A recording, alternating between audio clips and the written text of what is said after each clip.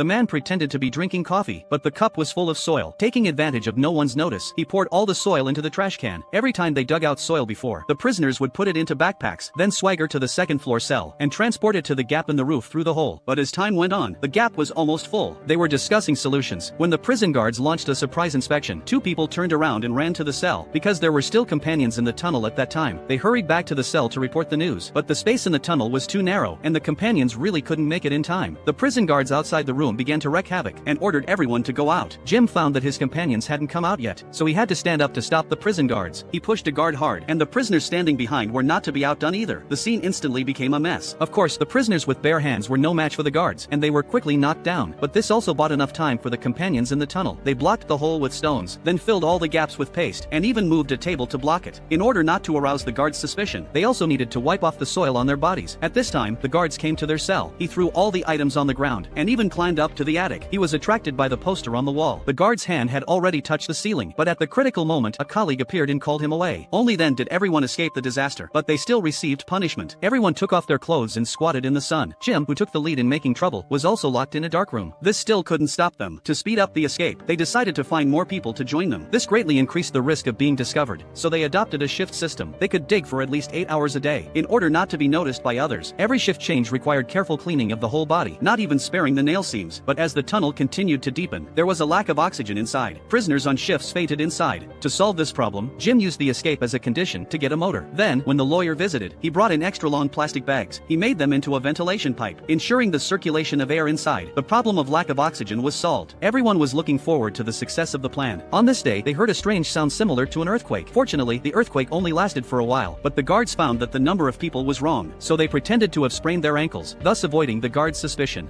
A grenade suddenly landed in the trench. I was scared and dropped to the ground. Yet after a long while, the grenade didn't explode at all. I picked it up and examined it closely. Only then did I realize it was just a snowball. I casually threw the snowball back, but the next second, more snowballs flew toward us. The battlefield, once filled with bullets and artillery fire, became a snowball fight paradise at this moment. Before long, the German troops began to retreat. We climbed out of the trench and found out that the German soldiers had set up a Christmas tree right at the front line boundary. They even took the initiative to invite us to celebrate Christmas together. Listening to the German leader sing affectionately, we gradually let our guard down. We even took out our liquor as gifts. Then everyone sang Christmas carols together. It was as if we all forgot this was a battlefield. Suddenly, a German officer pulled out his pistol. Seeing this, we immediately raised our guns on alert. It turned out the leader only wanted to give his sidearm to the US troops. Our officer not only declined the gift, but also gave a grenade in return. The leader hung the grenade on the Christmas tree, regarding it as a symbol of their friendship. The two sides thus observed a truce for the whole night. The next day, when we went out to patrol, we ran into the German soldiers by chance. They were already fed up with the war. All they wanted was to surrender as soon as possible and go home to reunite with their families. But to avoid implicating their families, they couldn't surrender directly. They needed us to cooperate in staging a fake battle to fire off all the remaining ammunition. The soldiers from both sides reached an agreement.